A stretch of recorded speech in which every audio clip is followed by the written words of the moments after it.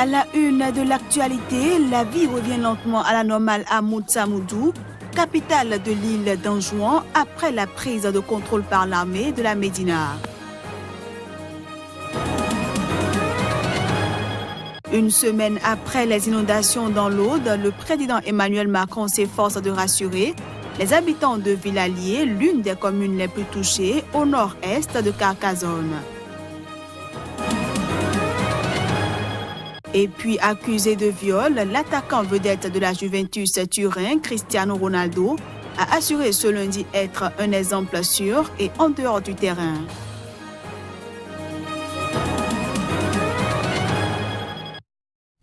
Voilà pour les titres. Bienvenue à tous. Au Cameroun, le président du Conseil constitutionnel a annoncé que le chef de l'État sortant, Paul Biya, au pouvoir depuis 35 ans, est réélu pour un 7e mandat avec 71,28% des suffrages. Une victoire écrasante dans un scrutin où l'opposant Maurice Kamto arrive deuxième avec 14,23% des voix. Je vous propose à présent de suivre quelques réactions suite à cette annonce. Voilà une personne qui est déclarée vainqueur d'une élection et qui n'a pas eu la possibilité de battre campagne réellement sur le terrain. Donc c'est extraordinaire et c'est étrange. On est une exception au monde aujourd'hui. La présidence à vie a été consacrée aujourd'hui par les 11 sages de la Cour constitutionnelle ou alors le Conseil constitutionnel. Nous disons merci à tout le peuple camerounais qui a démontré sa maturité. Merci au président Paul Biya qui a su instituer cette démocratie que nous savourons avec joie, avec sérénité. Et nous prions tous les Camerounais de comprendre que le chef de l'État, son Excellence, M. Paul Biya, n'est pas seulement le président des gagnants, il est le président de tous les Camerounais. Je crois que le véritable défi à relever, c'est sur le champ économique. Et une fois que l'on a bien appréhendé la question économique, des problèmes sociaux comme sociopolitiques comme le problème anglophone peuvent facilement être résolus. Et pendant ce temps, c'est à une véritable course contre la montre qu'on assiste en République démocratique du Congo. À 2 mois des élections, la CENI fait des pieds et des mains pour livrer dans les délais, les machines à voter et pour former son personnel à leur utilisation. Le temps presse et c'est vraiment un travail de titan qui attend la CENI. Tous les regards sont tournés vers elle. Le défi est grand et pas évident. Après un premier lot réceptionné le 6 juin, la CENI affirme avoir reçu un deuxième lot de 15 conteneurs il y a une semaine, soit quelques 20 000 machines à voter qui se trouvent déjà dans des entrepôts de Kinshasa. Le reste des machines à voter, 80 000 à peu près, seraient dans des bateaux. Ils doivent accoster notamment dans les ports de Mombasa et de Dar es Salaam au plus tard le 5 novembre, d'après la CENI. Ce sont des milliers de kilomètres à parcourir pour le dispatching à bonne date. La CENI doit ensuite acheminer toutes les machines à voter et le reste du matériel électoral jusqu'aux centres de vote les plus reculés de l'immense Congo, aux routes impraticables. Pour cela, elle dit vouloir utiliser des camions militaires et civils et une dizaine d'hélicoptères, des motos, des vélos, des pirogues et le transport à dos d'hommes prendront ensuite le relais. Autre épreuve, la formation des agents. Seuls 180 formateurs sont prêts à ce jour. À leur tour, ils vont devoir former 25 000 autres techniciens qui seront déployés dans tous les centres de vote. Mais au final, ce sont plus de 500 000 agents électoraux qui devront être formés à l'utilisation de cette machine avant le 23 décembre, date de la prochaine présidentielle en République démocratique du Congo. Au Comores, la vie revient lentement à la normale à Moutsamoudou, capitale de l'île d'Anjouan, et ce, après la prise de contrôle par l'armée de la Médina, dans laquelle étaient retranchés depuis 6 jours des rebelles opposés au président Azali Assoumani. L'opération de l'armée pour prendre le contrôle de la Médina de Moutsamoudou, capitale de l'île d'Anjouan, où s'étaient retranchés depuis 6 jours des rebelles opposés au président Azali Assoumani, s'est faite sans violence. Mais les rebelles ont réussi à s'échapper et leurs armes n'ont pas été retrouvées.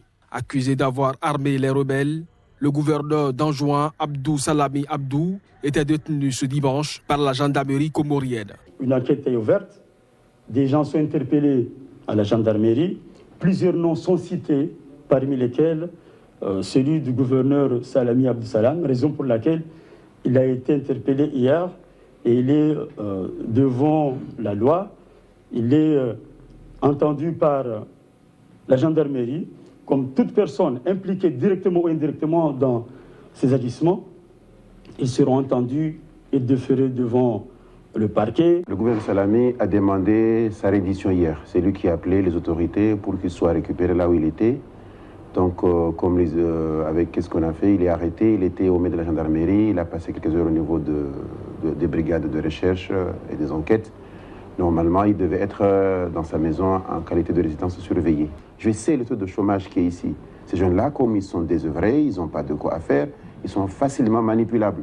Si vous savez l'idée de montant qu'on leur a proposé, mais c'est rien, pour aller engager leur vie par là, à peine 300 € pour faire une opération pareille. C'est normal, puisque les jeunes ont manqué de repères. Alors, c'est à nous, le gouvernement, de trouver un moyen de les récupérer et de les insérer le plus facilement, le plus rapidement possible. Membre du parti Joua de l'ex-président Ahmed Abdallah Sambi, actuellement incarcéré pour corruption et détournement de biens publics, Abdou Salami s'était farouchement opposé au référendum constitutionnel du 30 juillet du président Azali Assoumani, le jugeant illégal et anticonstitutionnel. En visite en Tunisie, le ministre français des Affaires étrangères Jean-Yves Le Drian a été reçu au palais présidentiel par le président Béji Caïd Essebsi. On le suit pour plus de précisions. Le président évoquait d'abord les questions sécuritaires, évoquait la nécessité de poursuivre notre collaboration dans la lutte contre le terrorisme. Ici, en Tunisie, je suis aussi chargé par le président français de veiller à la mise en œuvre de tous les engagements qui ont été annoncés à ce moment-là pour faire en sorte que la révolution démocratique qui s'est produite en Tunisie se traduise aussi par une révolution économique. Ce journal se poursuit en déplacement dans l'Aude. Une semaine après les inondations qui ont fait 14 morts dans le département, le président français Emmanuel Macron a annoncé que d'autres communes pourront être reconnues en état de catastrophe naturelle, en plus des 126 déjà concernées. Le président français a ajouté qu'un moratoire sur les URSAF sera déclenché afin d'accompagner les commerçants, les artisans et les agriculteurs. Sans attendre, un premier arrêté portant reconnaissance de l'état de catastrophe naturelle a été pris et concerne 126 communes. Il a été publié jeudi dernier au journal officiel. Cette liste n'est pas définitive et les nouvelles demandes qui seront formulées dans les prochains jours seront traitées dans le cadre d'une procédure accélérée. La commission catastrophe naturelle se réunira dès la semaine prochaine pour ajouter les communes qui en font la demande. Nous allons déclencher les mécanismes pour aussi accompagner les commerçants, les artisans, les agriculteurs, en permettant un moratoire sur les URSAF, c'est ce qui est attendu et ce qui est légitime, et en permettant que les calamités agricoles viennent suivre la reconnaissance d'une catastrophe naturelle. C'est ce que nous devons aussi à nos agriculteurs. Et je sais combien c'est important. J'ai entendu les critiques. Les gens qui disaient « ça n'est pas allé assez vite, on n'a pas fait suffisamment ». Ils sont les bienvenus pour venir aider et faire davantage. Je l'annonçais en titre, l'attaquant vedette de la Juventus Turin, Cristiano Ronaldo, a assuré ce lundi être un exemple sûr et en dehors du terrain, et ce, malgré l'enquête ouverte par la police de Las Vegas sur des allégations de vol remontant à juin 2009. Visé par des accusations de viol aux États-Unis, Cristiano Ronaldo, le quintuple Ballon d'Or, a assuré ce lundi être un exemple sûr et en dehors du terrain. Il a tenu ses propos lors d'une conférence de presse avant le choc de la Ligue des Champions contre son ancien club Manchester United ce mardi. Je sais que je suis un exemple, 100% sur le terrain et en dehors du terrain. Donc je souris toujours. Je suis un homme heureux, j'ai la chance de jouer dans un club fantastique, j'ai une famille fantastique, j'ai 4 enfants, je suis en bonne santé, j'ai tout ce qu'il faut. Donc le reste n'interfère pas avec moi. Je suis donc très heureux. I'm very glad. I'm happy, man. This is not Je suis un homme heureux. Nous avons fait un communiqué il y a 2 semaines, si je ne me trompe pas. Alors je suis content. Bien sûr, je ne vais pas mentir sur cette affaire. Je suis très heureux. Mes avocats sont confiants et moi aussi. Le plus important, c'est que je profite du football et que je profite de la vie. Le reste, il y a des personnes qui s'en occupent pour moi. Et bien sûr, la vérité vient toujours en première position. Donc je vais bien.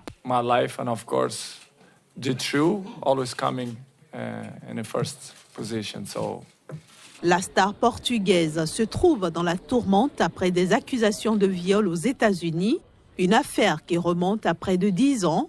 Début octobre, la police de Las Vegas a ouvert une enquête sur les accusations portées par Catherine Mayorga, 34 ans aujourd'hui, qui affirme dans une plainte au civil que le footballeur l'a violée le 13 juin 2009. Place à la revue de presse Afrique.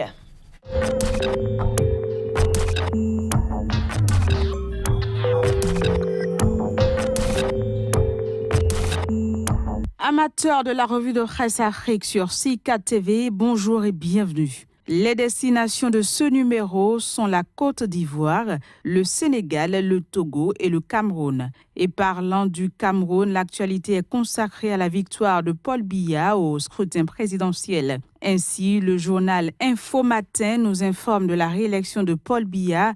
Effervescence hier à Ayos, les femmes de Douala Premier font la fête. Écrit le journal en première page. Sur le même sujet, le quotidien Défi actuel nous révèle les secrets de la victoire de Paul Biya. Présidentiel au Cameroun toujours, résultats et controverses d'un scrutin, peut-on lire à la une du journal Intégration ce mardi. Parlant toujours de la victoire de Paul Biya, le quotidien nous informe que Maurice Kamto rejette les résultats du Conseil constitutionnel.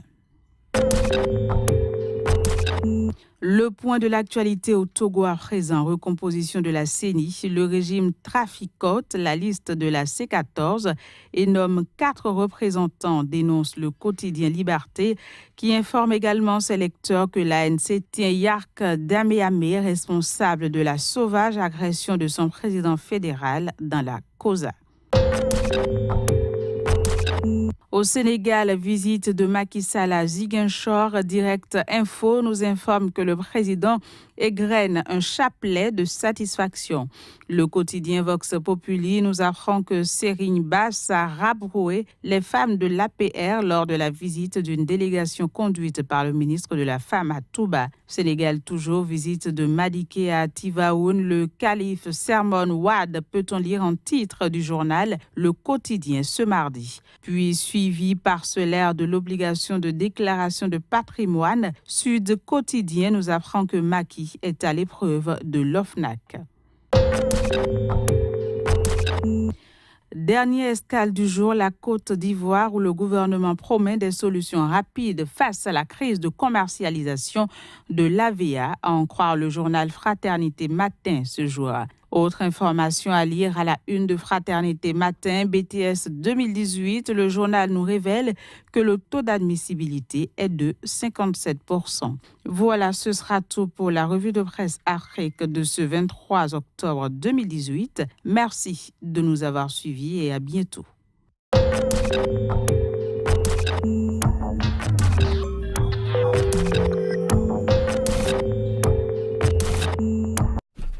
Et voilà, mesdames, messieurs, ainsi prend fin cette édition que je vous remercie d'avoir suivi. À bientôt.